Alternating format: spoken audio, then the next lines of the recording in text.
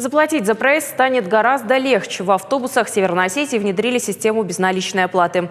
Пока оснащены 5 автобусов, все они ходят по маршруту Владикавказ-Беслан. Это пилотный проект в республике, но сохранится возможность оплаты и традиционным способом – наличными. Подробнее Галина Григорян.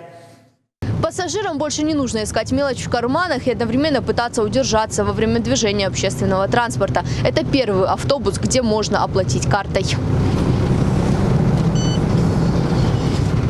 5 автобусов маршрута Владикавказ-Беслан уже оснащены терминалами для безналичной оплаты. Это удобно и не только для самих пассажиров. Не надо будет при оплате картой мелочной сдачи искать и не буду отвлекаться. Такие новшества есть уже в большинстве городов России. Теперь появились и в Северной Осетии. Пока это пилотный проект, поскольку мы должны проверить, проанализировать, как это будет сработать, как это будет отзываться наши пассажиры. В дальнейшем, если это будет реализовано на всей территории республики.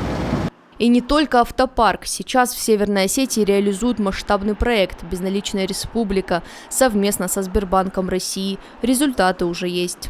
Сегодня практически во всех учреждениях здравоохранения вы можете оплатить услуги безналично. То же самое происходит в образовании. Большая часть торговых точек республики также оснащена